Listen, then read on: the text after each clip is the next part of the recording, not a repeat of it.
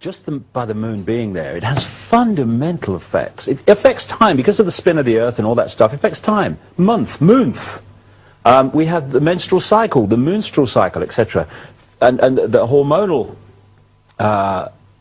balance of the body and situation of the body is affected by the moon, including the endocrine system, which connects into the vortex chakra system and takes us out into the multidimensional self, including the pituitary gland and the pineal gland, which make up the third eye, the ability to see beyond and perceive beyond the five senses. All these things are fundamentally affected by the moon. And when you think that the foundation of the conspiracy, as I've said earlier today, is to disconnect us from higher levels of awareness, other multidimensional levels of self, and hold us in the five senses, because then they gotcha. Because you're operating on such a limited perception of self in the world and possibility. But I've gone further in the book than just the moon is there and it has these fundamental effects on the Earth. And I've said that we are, in effect, being subjected to what I call the moon matrix. And just to explain some background here, what I'm saying is that the black holes, they've said there's a black hole at the center of this galaxy. It seems to be that there's a suggestion that they have black holes at the center of every galaxy. And what I'm saying is that the black holes vibrate a frequency, the base frequency of this reality. And that frequency, depending on what it is, triggers the suns to elicit and project photon information, photon encoded information, which we then decode into this reality. That's basically the waveform vibrational level, the metaphysical universe, is manifests itself in the form of these photons, which are information, and then through the vibrational, the five senses, through the electrical, through the digital, into the holographic, we manifest that information here. It's in effect exactly the same principle, Theo, as the wireless internet, whereby if I had a computer now, it would have no wires connecting it to anything, but if there's wireless internet in the studio, that computer would pull out of the unseen, just purely information, a whole collective global reality that we call the World Wide Web. And if I went on it here, or in South Africa, or America, or Australia, it would be the same collective reality. That is the reality that we are decoding from this photon information. And of course, through the meridian lines of the body is photon energy. What's going through the meridian lines, the ley lines of the Earth grid? Photon energy. It's information. So, and this base vibration coming out of the black holes is not static. It goes through a cycle. It goes through a cycle, and then it comes back to the start, basically. And as it goes through the cycle, it's changing the information that is being elicited by the suns in the form of photons, and therefore changing the information we're decoding. And it's this process that takes us through the epochs of what the Indian culture calls yugas, and the Mayans talked about the circular nature of time, where we go through different periods of experience. There are times like what they call the golden age of great expansion and openness and connection, and there's other times when it's much more suppressed and limited. And these are different opportunities for infinite awareness to experience different situations. And what I'm saying is that the moon, as in effect, hacked in, excuse me, to that structure that I've talked about. And so let me just get this straight. Are you saying then that whatever the sun is sending to us is good for us? And whatever the moon is doing to that message from the sun, via the black holes, if you like, is kind of blocking it, like a muffler or something on a car or something? In the simplest terms, absolutely right. And we've got an analogy on Earth, China. The Chinese people cannot access vast tracts of the worldwide collective reality, but the rest of the world can. Because their web is censored? Yes, because they have firewalled off great chunks of the internet from their computer system. What I'm saying, Theo, is out of the moon, bless you, out of the moon is coming a frequency which has hacked in to this sun photon reality information construct.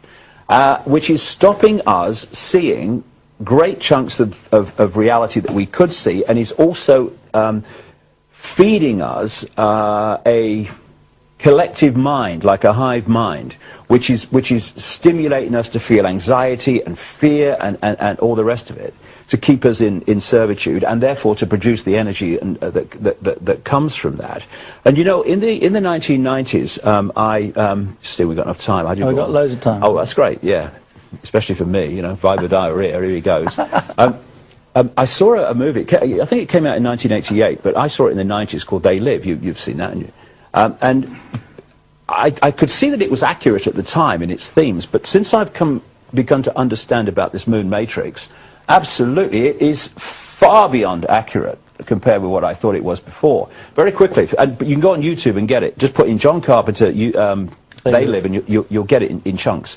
John Carpenter is the man who not just directed it and produced it, he really wrote the music, he did everything. And John Carpenter, when you follow his movie-making history, knows a great amount of what's going on. He's worked with a massive insider called George Lucas on the Star Wars movies, etc. That's not happening in a galaxy far, far away. Come on, George, please. It's happening much closer to home. Anyway, this They Live goes like this. It's set in America sometime in the future. The future from when it came out in 1988 is about now. There's a massive economic collapse going on, and it's a police state. The hero, I'll call him the builder, the hero character arrives right at the start of the film. He's walking from city to city, town to town, trying to get work on in the building trade. He manages to get a short-term job at the start of the movie, and at the end of this first day, a big black guy who's on the building site says, "Have you got anywhere to stay?" No, he said, "Well, come, you why don't you share what we have?" What we have was a tent city, tent village, and corrugated iron cobbled together shelters, because this economic collapse in America in the movie had people living on wasteland in these tent cities and villages all over the city. Go to America, it's happening now. Yeah, I've been to Detroit. Yeah, yeah. I mean, it's happening. Yeah. And what happened then is this builder, who's now in the tent village, he starts to see that some strange things going on at a church across the road, and he goes and has a snoop around when from outside there's a service going on and there's church music playing, and he goes in, he looks around, and he realizes that actually a group of people from the village are in there, and the service is a tape. It's playing a tape. It's just a fake. And someone had rigged up a television in this wasteland village, and the main American mainstream channel kept being broken into by this man's face saying, "They're here," was to this effect. "They're here, they're controlling us," etc. And then it would cut back to the program. Anyway, that night there's a police state raid on this village, and they bring in the bulldozers and they raise it and everyone's scattered. Guy comes back next day, the builder, when it's all settled down. He goes in the church, snooping around again, and he finds these cardboard boxes. He grabs one, he runs into the alleyway down the back because he's frightened of anyone seeing him, and he opens it up, and inside is just sunglasses, loads of sunglasses in this box, which, I mean, he's bewildered, he's disappointed. Sunglasses, what's all this about? So he takes one, puts it in his pocket, throws the rest away, and then walks into the main street of this city. And everything looks normal. There's advertisements, people, cars, things going on, and he just puts the glasses on. Now the world is shockingly different. Through these glasses, all the drink Coca-Cola and vacation in Jamaica, now all he can see is words like stay asleep, obey authority, don't question, all these subliminals. He then goes to a newsstand and he picks up the equivalent of Time and Newsweek, and when he looks with his naked eye, it's text and colours and graphics and pictures just like now. Puts the glasses on, all he can see are these subliminals: obey authority, stay asleep, don't question. He looks at a dollar bill, and instead of seeing a dollar bill and all that's on it, all he sees is words, "This is your God." Next thing that happens, a guy walks in to buy a paper. To the naked eye, he's a human. He puts the glasses on, this guy ain't human. And it goes on, and he starts to realize, nothing like the majority, but a significant number of people are not human, but they appear human to the naked eye. Another thing I really wanted to talk to you, David, is about the universe and life. I know many people have their own personal understandings of it, but I really wanted to know, in your own beliefs, in your own opinions, what is the ultimate secret of the universe? The ultimate secret, I would suggest, is, and it's not really a secret, because people have known about it since any time we know. It's just that in the mainstream, that secret is a secret because it's suppressed from the population, because the liberation that the knowledge of that secret gives you in terms of power and perception of self and reality is so powerful that a population with any number of people, really, any sizable number of people in that awareness of this secret would never ever be able to be controlled by a few as people are today. And that secret is that we are, what are we? We are infinite awareness. People say, well, what are we? They look for form, they look for bodies, they look for this, they look for that. No, no. Just imagine awareness. Just awareness. And this awareness is infinite, and this awareness interpenetrates everything. Whether it's a tree, a blade of grass, anything, that awareness is there. The question is, what scale of awareness are you accessing? And that comes from our, what I would suggest is our point, the point of attention of that awareness. What I mean by that is, I'm infinite awareness. All that is, has been, and ever can be. All possibility. You know, people say, what do you mean all that is, has been, ever can be? You can't, you can, because what am I saying? I'm saying all possibility. And all possibility must be something that is and isn't, something that is everywhere and nowhere, something that is everything that has been, is, and can be. That's what all possibility is. So we are all possibility awareness. Point is, where is the attention of that awareness at any point? And what the body does, the lens of the body, is it focuses our attention into a tiny, tiny range of frequency that science calls visible light, which is so tiny it's almost infinitesimal. It's laughable. I mean, humans are blind compared with what even mainstream science says exists beyond the visible range. And so that's our point of attention.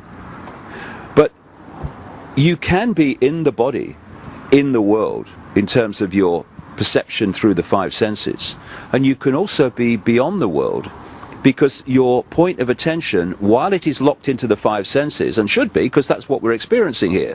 Try experiencing this world without the five senses. Not, you know, big challenge. Have a go.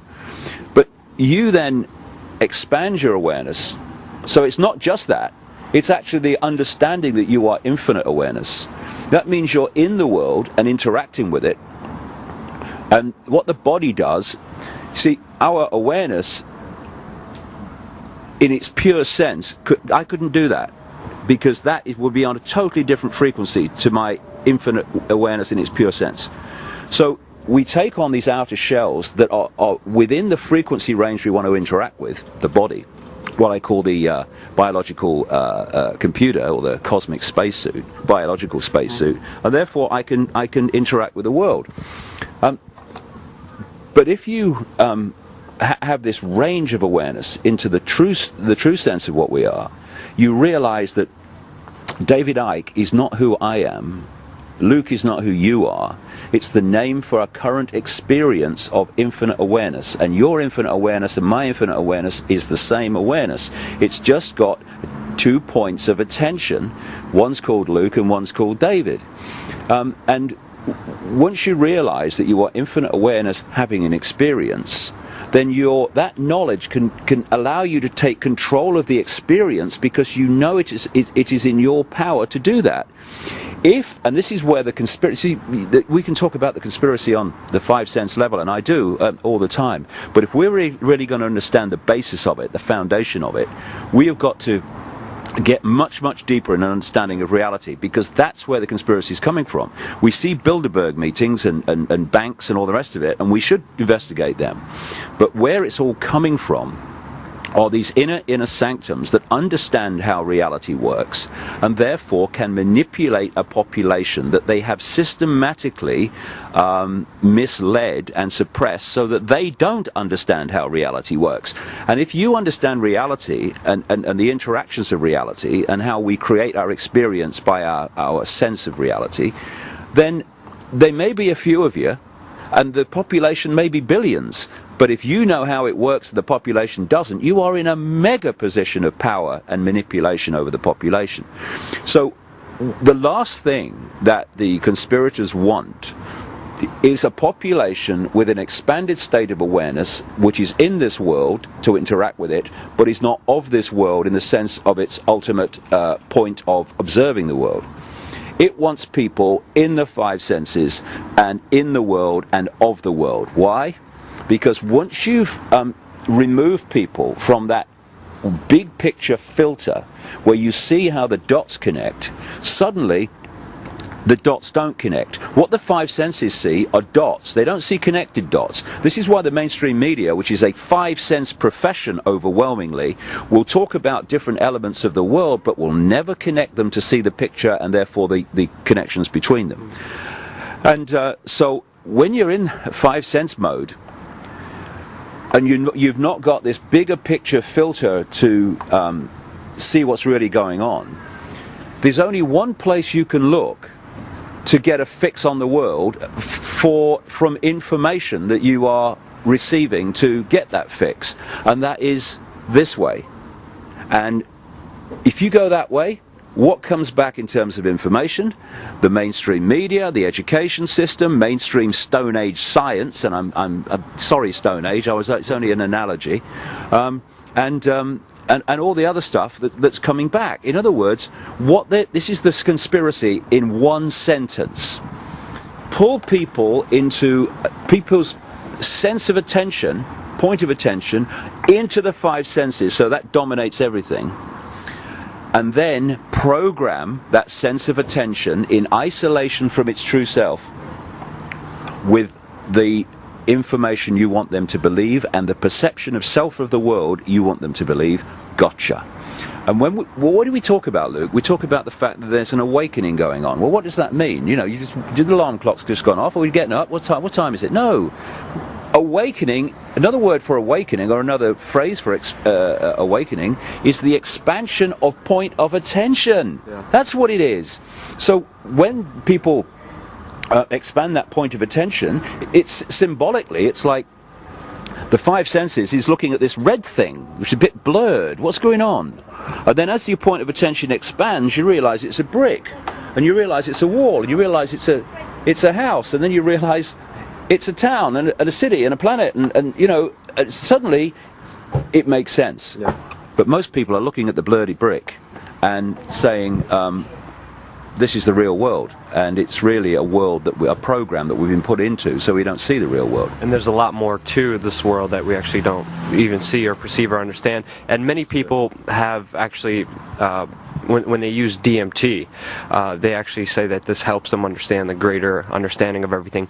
We were talking about DMT last night, and we talked how we had very similar experiences when we were on it. Can you tell us about your experiences and what you took out of DMT? Well, I took it in the form of ayahuasca. I only took it twice in about 3 days in Brazil in 2003. I've not touched it since, and I don't feel the need to. But the experience I had was massive. And for me, people say, it took me somewhere. I don't think it takes us anywhere. I think it takes us to where we already are. And if we're in a really deeply negative state, you can take this stuff and have a real, what they used to call in the 60s, a bad trip. Or if you're in another state, you can have a wonderful experience. Yeah. My experience was just unforgettable. I mean, I had a voice, a woman's voice, what is a woman's voice? Oh, it's a woman talking to him. No, it's a frequency. It is an information field of a certain frequency, and certain frequencies you decode as female and certain frequencies you decode as male. It's a consciousness that is communicating, and almost certainly it has to be, if we're all infinite awareness, it's an expression of your own consciousness, just a very much deeper level of it. And for 5 hours, it talked to me about the illusory nature of reality. And I had instant recall of every word afterwards, which was amazing in itself. And I was taken to a place, I'm using human language here, taken to a place. It's very hard to describe. Yeah. And I tell you, it's a place that I experienced as beyond the realm of vibration. Because anything that vibrates, this is actually, funny enough, Luke, this is one of the many really stunning lines that this voice communicated to me. Because when it started off, it said, we're going to take you to where you come from, so you will understand better where you are and where you're coming back to. And then it kept repeating, this is right at the start of this voice starting, 5 hours. Infinite love is the only truth, everything else is illusion. And when you study near-death experiences and all that stuff, when they go into these realms beyond the body, I have never come across anyone that wanted to come back, because they talk about this unbelievable bliss and love and all the rest of it. And anyway, I had this stunning line I was talking about at one point. It said, infinite love is the only truth, everything else is illusion. If it vibrates, it's illusion. Right? Because the pure, infinite all that is, all possibility, is still and silent. People think that things have to move to be something, and actually silence is all sound. It's all possibility waiting to manifest. So if I'm talking now, I have picked out of that infinite possibility of sound, I have picked out the words that I am talking. And when I stop, apart from the traffic, it's gone back into silence. Within the silence is everything. So I experience this as this silent stillness, as the infinite point of attention. And it took the form of a... this sounds really funny, but if you've experienced it, people know what I mean. I saw it as a shining blackness. Shining blackness. Now, years later, in fact, in the last 12 months, there was a doctor called Ibn Alexander, and he was, I think it's in New York, and he was a neurosurgeon. I think he still is. And he was one of these rigid kind of people. He admits it in his book. I was one of these rigid people that, obviously people would have near-death experiences when he was doing his surgery sometimes, and they'd tell him their stories. And as he said, I thought, oh, that's very interesting. A lot of rubbish, but it's very interesting. And it was like mainstream. This is not possible. This world is all there is. And then he got it was a form of meningitis that was so bad that his brain shut down in every area apart from the most primitive level that was necessary to keep him alive. This man, in effect, died for 7 days. And this is the interesting point which he points out. When people talk about, and there's millions and millions of them now, when they talk about near-death experiences, the mainstream scientists, they go, oh, it is not impossible. Oh, please, God save us from science. And anyway, because what they're doing is they're just reliving their experiences from this part of the brain, and that's what's happening and all that stuff. Well, that part of the brain, in his case, completely shut down. It was inactive, so it ain't coming from there. And he came back. He should not have lived. That was a virtual impossibility for him to live. It was certainly almost absolutely impossible for him, if he did live, to be anything more than a vegetative state.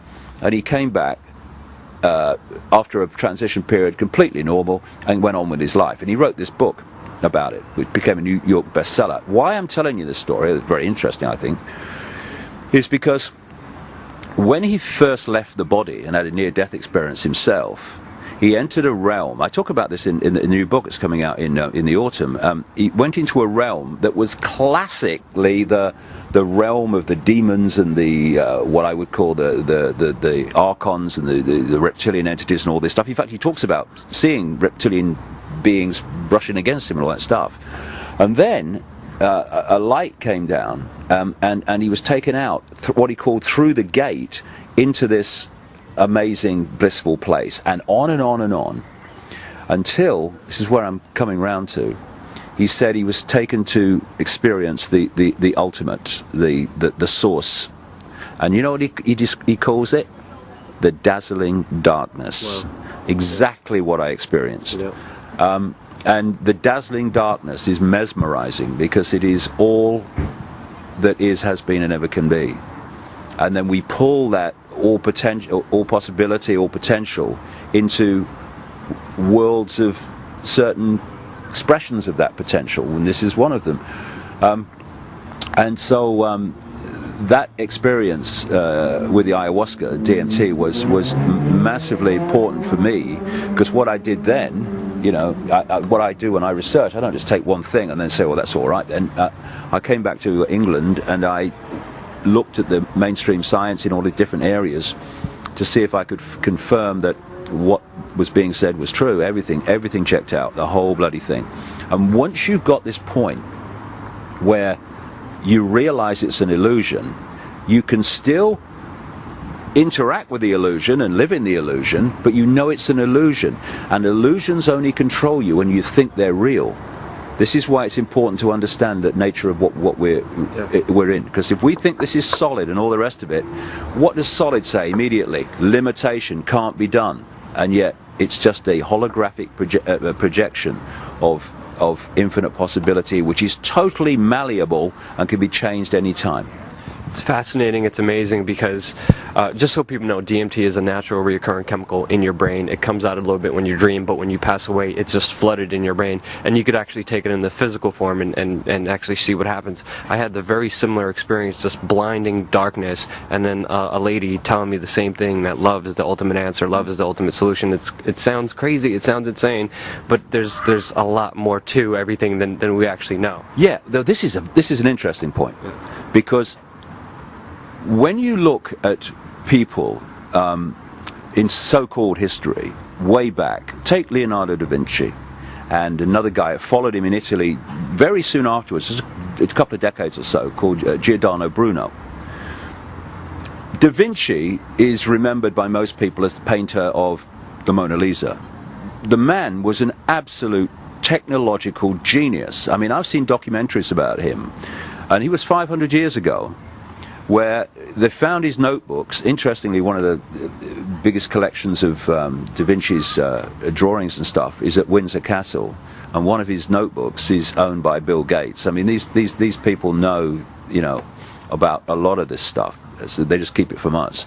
And this documentary took drawings and technical text which he wrote in these notebooks, and they tried to make it, and it worked. Sikorsky, with the development of the helicopters, said that he studied Da Vinci's work on that form of flight, because Da Vinci was obsessed with flying. And the first kind of armored tank type vehicle he drew and designed 500 years ago.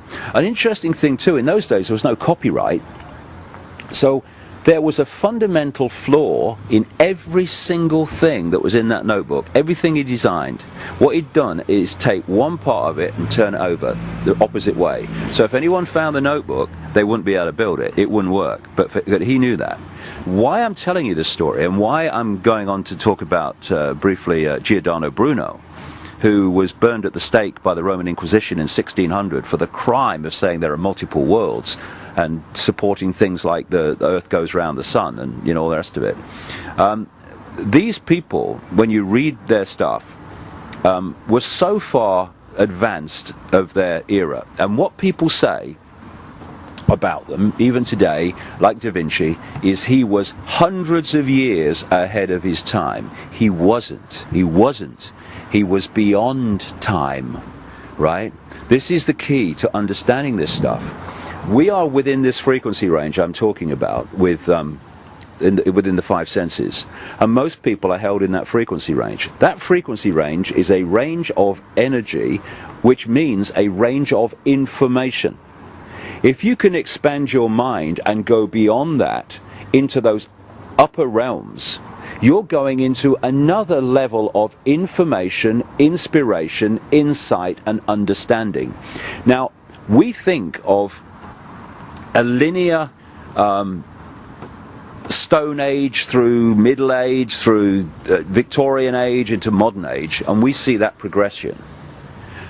This level of awareness, but that's just a sequence of events within this tiny frequency range. That level of awareness is always there. It has always been there.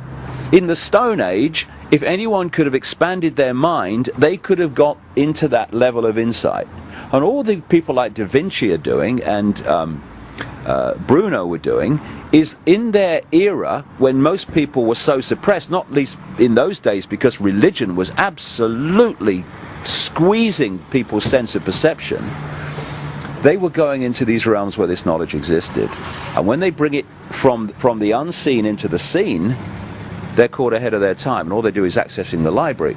So when you talk about, you know, a female voice saying everything is love, and I talk about a female voice saying everything is love, and I see this sparkling darkness, and you see this sparkling darkness, and Ibn Alexander, the doctor, sees the dazzling darkness, all you're doing is expanding your mind and going into that level of reality where you can experience these things and get the insight from them. It is so simple.